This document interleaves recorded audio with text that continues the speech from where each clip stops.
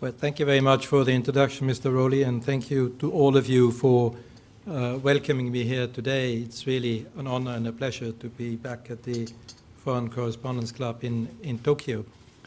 And of course, when I watched the news this morning, saw a bit on the aftermath of the elections in the United States, and then immediately the shift to the next change in leadership, which you cannot quite call an election in China, I thought that maybe it is a good time to also talk a bit about the European Union, which does not have an upcoming leadership change anytime soon, and which has been a lot in the news, as the chairman mentioned just a moment ago.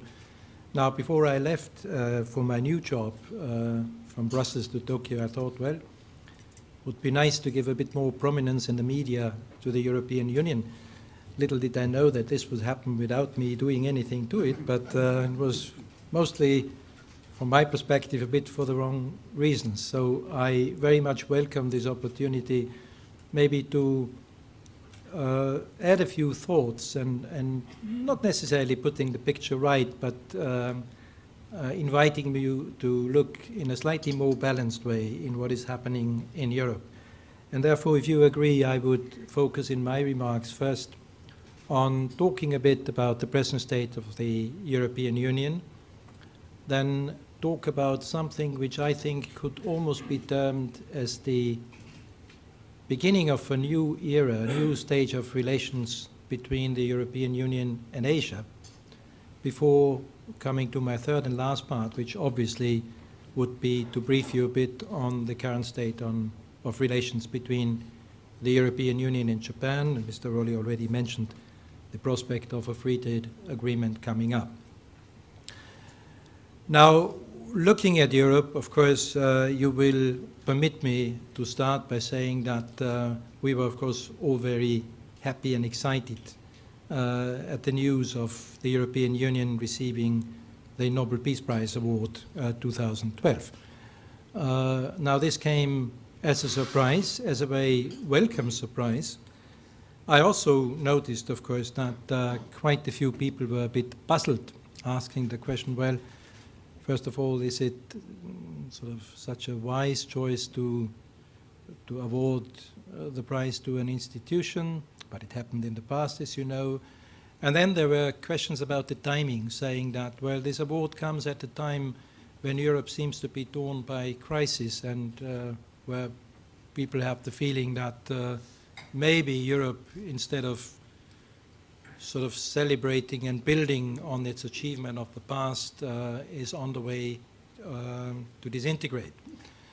Now, you could say that, therefore, this prize, which was an award, I think, because of the EU's record for reconciliation, building democracy, and uniting Europe after the devastations of the Second World War, could also be a bit of a reflection on how to build on this legacy. And I think one of the issues which is sometimes not really focused on as much as I think would be true or right is that if you look at Europe, the European Union still is a power for transformation. And the unification of Europe is not yet completed. There are still quite a number of European countries in the Balkans, formerly part of Yugoslavia or not, like Albania. We have Turkey, which is sort of partly a European country, partly also a country in Asia. So this is still, if you want, an agenda which is not yet complete. We also have neighbors which at the moment are not obviously candidates, like the Ukraine, Belarus, countries like Georgia, Azerbaijan, Armenia. They all consider themselves part of Europe. So we do have a European Union which is still very much seen as something worthwhile joining. And this is sometimes overlooked when we talk about only about the debt crisis. Now, I know that, for instance, because I see the ambassador of Greece under whose supervision and authority I speak, I saw that the former Prime Minister of Greece, Mr. Papandreou, also came up with, I think, a very thoughtful piece in the media recently, saying that this Nobel Peace Prize, of course, does come at a time when people have the feeling that instead of unity, we are seeing more division in Europe as a result, partly of the austerity measures imposed not only on Greece but also on other countries, and therefore maybe this Peace Prize comes at the time of reflection to focus more on unity, solidarity, to make sure that the legacy of the founding fathers of the European Union not only survives, but we are able to build something stronger. Now, looking at what happened in the last, I would say, 2.5 years, almost 3 years, since the sovereign debt crisis started. And at the time, as you remember, it was very much called the Greek crisis. What happened was, I think, we rather painfully and slowly became aware in the months which were succeeding, the first meeting taking place on coordinated bilateral assistance, as it was called, to Greece in January 2010, I think we very painfully realized that we just don't have the instruments to underpin the euro in times of crisis. And this is clearly one of the birth defects of the euro, which was not obvious in the beginning. You could say what happened in 1999 or 2000, immediately after the introduction of the euro. Most people had predicted that you would slowly see more convergence growing among the economies of the Eurozone, and gradually you would have a convergence of interest rates. Now, what happened was exactly the opposite. Interest rates came down almost overnight, as if the notion of sovereign risk had disappeared. That was the reaction of the financial markets at the time. So you could borrow for infrastructure projects, housing projects in Spain, in Ireland, virtually at the same rates as you could in Germany or in the Netherlands or in Austria. And this is part of the reason why, for instance, in Spain you had the housing bubble, and this is also part of the reason why you had a situation where you had fast growth fueled by cheap credit. This, of course, led to an increase in prices and wages, and gradually to a gap in the competitive positions of the countries in what sometimes is called the periphery of Europe and the northern part of the Eurozone led by Germany. And this is something which I think people realized but thought, well, we can cope with that in a gradual way. Nobody reckoned that the world would be faced with a crisis, with a global crisis of the dimensions of the one we saw emerging after the collapse of Lehman Brothers. And therefore, nobody really figured into their calculation sort of this kind of external shock to Europe, which would put the euro crisis to a severe test. And this is also partly the reason why you saw a response which many outside observers sometimes felt was too slow, too late, too little. But I must say, I think the mood has changed somewhat. And when I look back, for instance, at the discussions which took place in Tokyo not too long ago on the occasion of the annual meetings of the IMF and the World Bank, it was no longer the case that people focused only on Europe. And the same happened, and I'll come back to that later, at the ASEM summit meeting in Laos just a few days ago, when the feeling was that to get the world economy right, of course, Europe has to overcome its crisis. At the same time, we are facing, and that's the immediate reality after the election victory of President Obama, the need to deal with the fiscal cliff in the United States. Nobody would venture to say that the fiscal situation in Japan is sustainable in the medium to long term. And of course, we also have the question mark of how the situation in China and other emerging economies will develop further. So I think the picture has become more diverse. And I think even those who thought and still think that maybe Europe rushed into a currency union in 1999 as a political project with not enough economic and financial underpinning, now agree with the analysis that given the fact that in the more than 10 years of monetary union, economic and financial integration in Europe has progressed to a degree that the economic cost of dissolving monetary union would be devastating.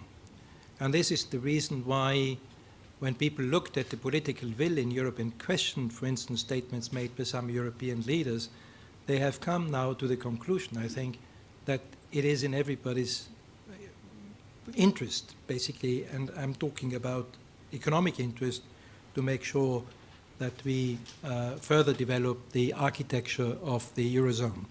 Now, also, I think the main reason, of course, why sentiment, and this includes market sentiment, has changed, is because by now, more than 2 years after the start of the crisis, people start to realize what has been done. And this was by no means self-evident. You know, if somebody had told me in early 2010 that in 2 years' time we will have a European stabilization fund, a European monetary fund called the European Stability Mechanism of 500 billion, supplementing a temporary fund of 440 billion, what has come to be known as the EFSF. Somebody had told me that in 2 years' time we would have a treaty ratified by all members subscribing to it, enshrining the principle of fiscal discipline and balanced budget in their national constitutions. If somebody had told me that we would have EU legislation which would require every member state of the Eurozone to submit its budget proposals for scrutiny and approval first to the European institutions before it can be submitted to their own parliaments. If somebody had told me 2 years ago that the President of the European Central Bank would go out and talk about unlimited intervention in the markets, all these things taken together already constitute quite a lot in terms of providing the famous backstops against further deterioration of the crisis. But as I sort of hinted at the beginning, nobody thinks this is going far enough. So I don't think what you see in Europe at the moment is a sense of complacency. Nobody is saying, well, we have all those instruments in place, markets have stabilized, now we can relax. It's quite the contrary, and we started a process which will go on for a while, but as you might know, the President of the European Council, Mr. Van Rompuy, has been asked by all heads of state and government in spring, before the summer, to come up in cooperation with the Presidents of the European Commission, the President of the European Central Bank, and the President of the Eurogroup, to come up with an interim report in October, which already happened, and with a final report for the European Council in December, entitled Towards a Genuine Economic and Monetary Union. Now, this paper is public. You can read it, and basically, what the further work on which we are engaged basically is further integration on the financial side, with a move towards something which has now quite commonly called the banking crisis, more fiscal integration and integration of budgetary policies, also including deliberation on new instruments of solidarity. We are talking obviously also about an economic union which would focus very much on making sure that there are no competitive distortions among member states, by also moving beyond the kind of peer pressure which we found out was not sufficient to make member states stick to the rules. And fourthly, it would also deal with the question on how we can provide more democratic legitimacy to this whole process, which, mind you, in fact, is nothing less than a substantial transfer of national sovereignty to European institutions on top of what we already have in the present treaties. And this is why I believe that we do have a good chance to get this right. I'm not saying that we will, but if we will, and I would say the chances are looking not too bad, then we will see a Eurozone which is much more integrated than the one we see at the moment. It's inevitable. The answer, and I said that before, cannot be going back to the status quo ante. The cost would be prohibitive. The answer can only be more Europe. And therefore, I think it links quite well with the past, where the European Union, as a political and peace-building project after the war, has to move on to finding, sort of, if you want, a new narrative for the future. And this is, I feel, a very exciting stage at the moment. I also saw, when I saw President Obama on television when he delivered his speech after the election results were out, and he was making an appeal to unity in what he called the most diverse nation on earth. Now, the European Union will never be the United States, but our motto, as some of you might know, has always been unity in diversity. So basically, the challenges are not that different.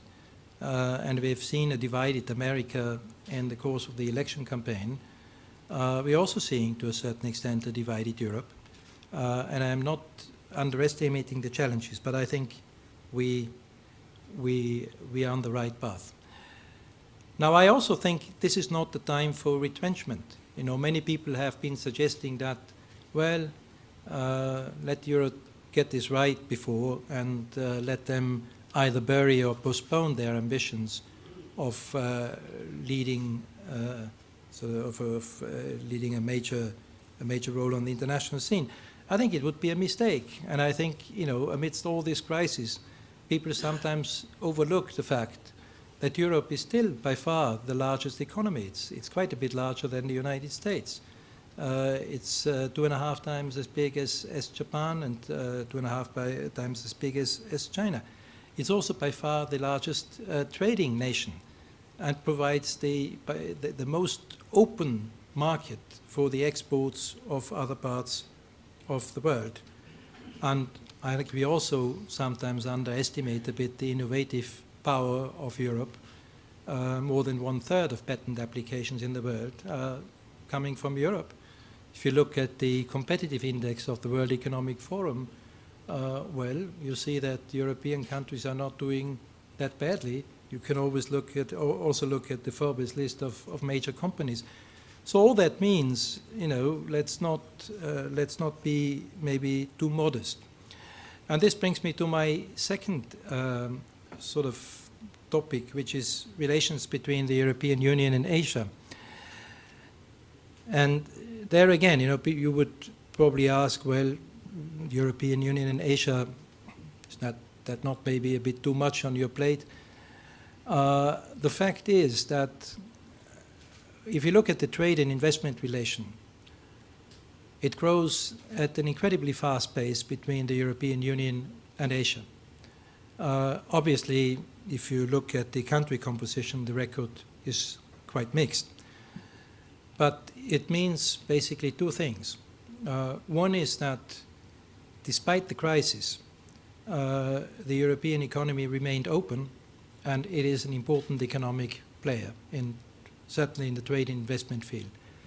Secondly, it also means that with quite a bit of the world's growth expected to come from Asia over the next years, it is a time of engaging with Asia which we do partly also by concluding, negotiating new trade agreements. And we are currently, well, we concluded, as you know, a trade agreement, free trade agreement with Korea, which entered into force last year. We are currently negotiating trade agreements with Singapore, Malaysia, Vietnam, and India. Others are to follow. Certainly, from my perspective, the most important one, the one with Japan, but I come back to that in a moment. And we're also starting an investment agreement negotiation with China. So I think we are fairly well placed to strengthen our role as one of the major economic actors in Asia.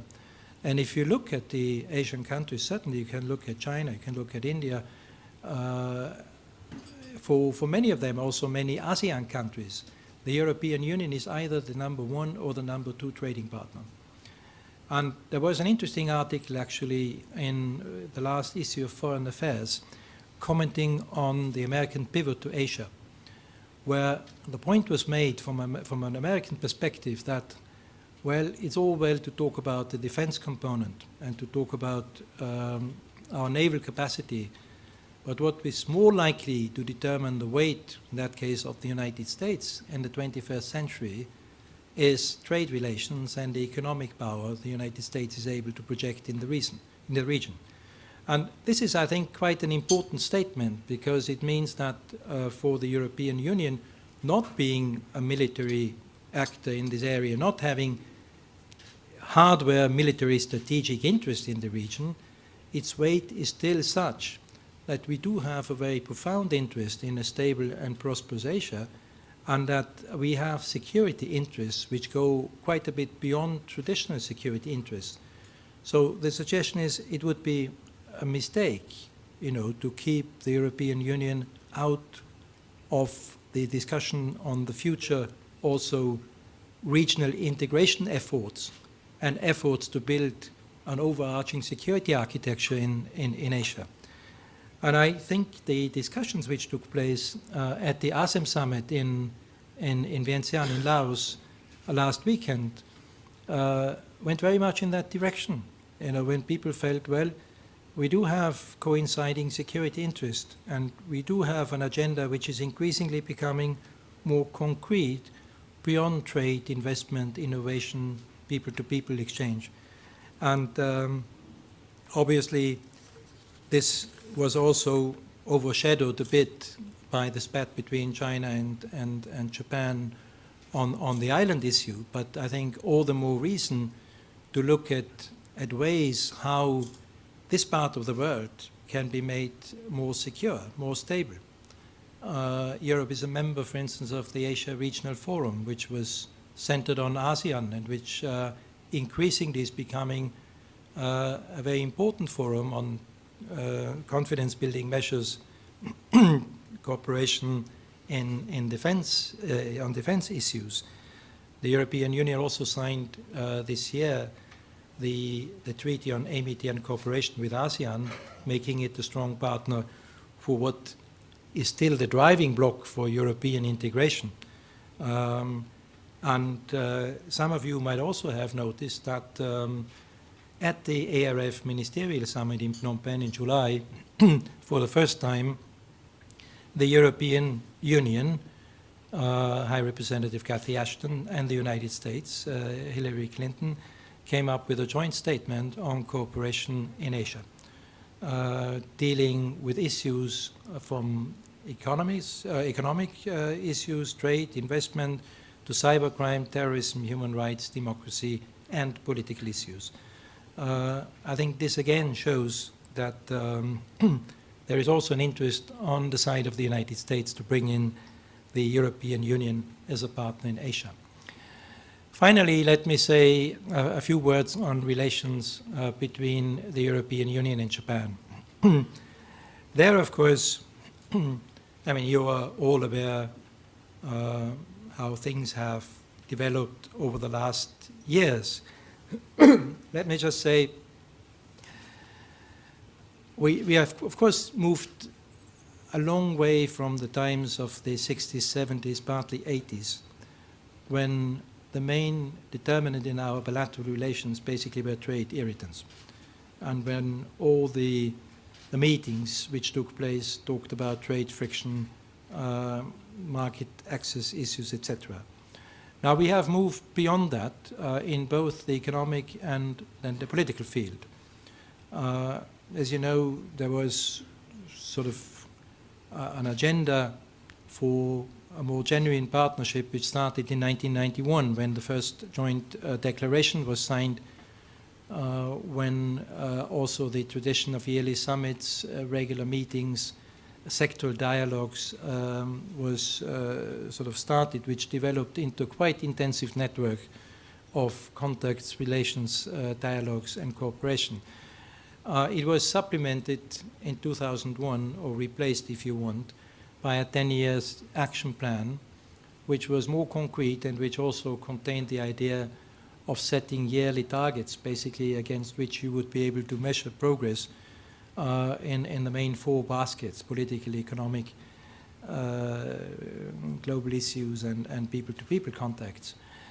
But I think the feeling was, by the end of the first decade of the 21st century, that we have exhausted basically this agenda, and in the absence of any more binding framework, we would probably remain in a situation where we come together every year, where we stress our common values, where we sort of tell each other how much our views coincide on many issues related to world peace, security and stability, and even economic governance. But the reality, of course, is that if you look at the hard facts, Japan and the European Union over the last 10 years have become less relevant for each other. If you look at trade relations, in the early 2000s, Japan was the European Union's trading partner number 3. I think it was the first being the United States, the second Switzerland. And vice versa, the European Union for Japan also was number 3 as an export partner. Now the situation is quite different. While the European Union is still the third largest trading partner for Japan, Japan has moved down the list to number 7. And this is something where you have to ask the question, well, is it due to the fact that our economies are just in natural decline? Is it due to the fact that companies have lost interest? What's the reason for that? I think the response many people would give is that it's a question of the economic potential still being there on both sides. While we do have an untapped potential, which is partly due to the fact that we have never been really able to tackle in any meaningful way market access problems.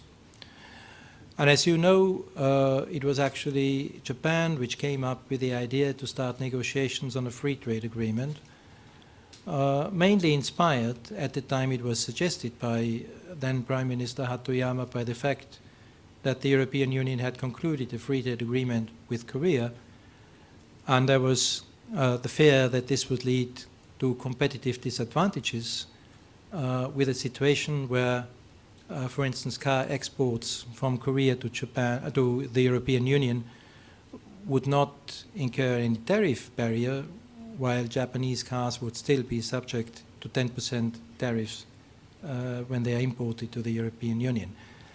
Now, we were saying from the very beginning that if we were to go for negotiations on an FTA, a number of conditions would have to be fulfilled.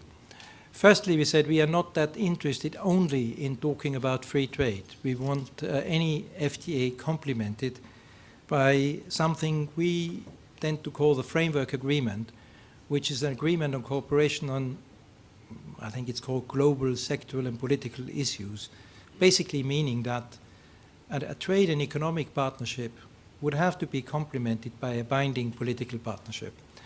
Second point, more related specifically to the FTA, was that we are not interested in starting discussions on tariffs only.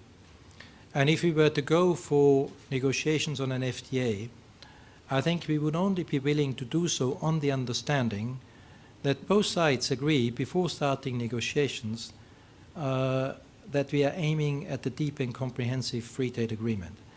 And this was the reason why we suggested in 2011 at the summit in Brussels, well, 2010 it was, 2011, sorry, May 2011, we suggested that we start what was come to be called a scoping exercise, meaning expert talks, where both sides would try to define the scope of an agreement, the rationale behind it being that only if we reach a common understanding, in which from our perspective it would also be very clear that the Japanese side would be willing and able to address the issue of non-tariff barriers, government procurement and others in a meaningful way, would we be able to achieve our goal, namely to realize this untapped potential, which was, I think, brought out quite clearly by a joint study done by the Copenhagen Economic Institute, which clearly shows that if we were to go for such a comprehensive agreement and could end up with one, it would be of benefit to both parties, and not only of benefit, but it would substantially increase our trade volume. Now, when I said,